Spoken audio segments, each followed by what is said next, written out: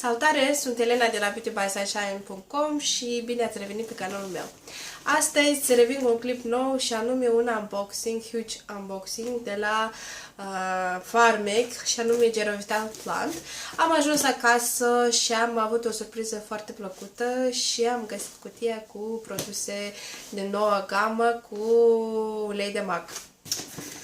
Cutia este mare, am desfăcut desigur să văd despre ce este vorba și am pus poza pe Instagram. Vă las link-ul în descriere unde mă găsiți pe Instagram. Și am și folosit două produse, acum vă zic despre ce este vorba. Și anume o să le iau random. Primul produs este un șampon hidratant de la Gerovital Plant cu ulei eco-certificat flori de mac. Este un șampon hidratant, l-am și încercat deja o dată și mi-a plăcut foarte mult. Să vedem mai departe cum se va comporta. Și are un miros foarte plăcut. Șamponul este de culoare verde, se face spumă destul de multă și balzamul este și acesta hidratant. Tot este cu același ulei eco-certificat flori de mac. Ambele produse sunt la 200 ml. Și pare-mi se că de pe site am văzut că costă în jur de 11 lei și ceva, până în 12 lei un produs. Destul de ieftin, zic eu. Așa. Următorul produs este o cremă cu multe vitamine și hidratantă. Este o cremă de noapte. Eu, de fapt, am scris despre toată gama pentru că mi s-a părut foarte interesantă și o să vă las link-ul cu descriere unde am scris despre aceste produse.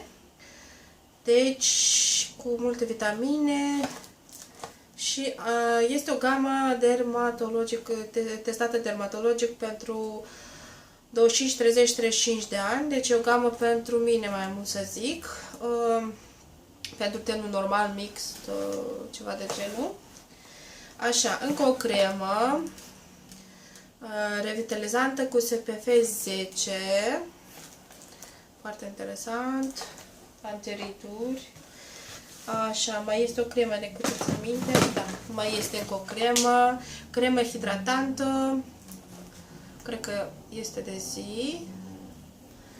Așa. Următorul produs este loțiune tonică antioxidante.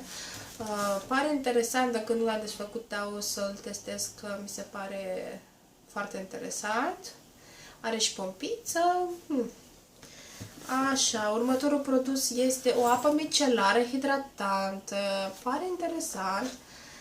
Și curăță blând fața, ochii, buzele prin captarea de către micelii a machiajului, sebumului sau altor impurități. Chiar trebuie să încerc. Așa. Și văd aici o cremă pentru ochi, fermitate, contur, ochi și buze. Și cât are aici, cât are aici. Trebuie să aibă în jur de 15 ml. Nu scrie, să desfac să mă uit. Nu vrea să iasă. Nu vrea să iasă. Da, să ne uităm pe aici. Partea asta. Da, e micuță. E 15 ml. Da, 15 ml are. Cutia e mai mare decât crema. Nu contează, să fie bună până la urmă. Așa. O cremă restructurantă, antivergeturi și are 200 ml, o cantitate destul de ok. Pare interesant. Cremă termică anticelulitică. Interesant și asta.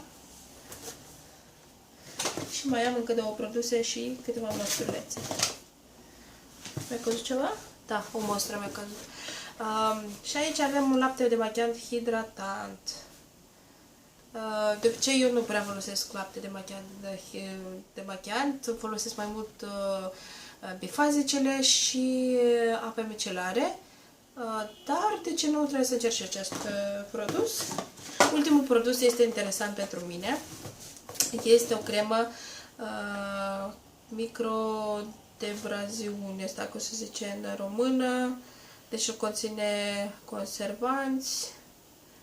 Deci crema are cristale naturale de corindon, piatră cu duritate comparabilă cu a diamantului. Da. Formează rubinile, safirele. Interesantă chestie. Da, un fel de scrap. Ia să vedem. Cum arată. Wow, ambalaj interesant. Ai, ce interesant este. Chiar trebuie să încerc. Chiar trebuie să încerc.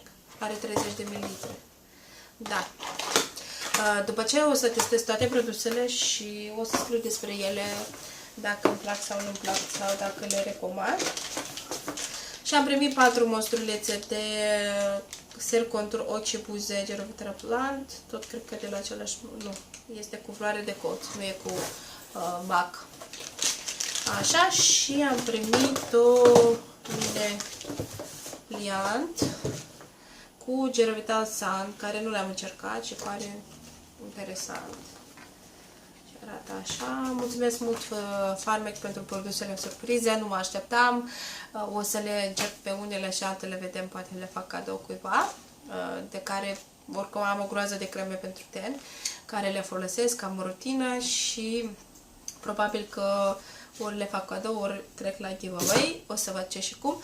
Până una alta, vă mulțumesc mult pentru atenție, vă doresc primăvară minunată și ne vedem la următorul clip. Pa!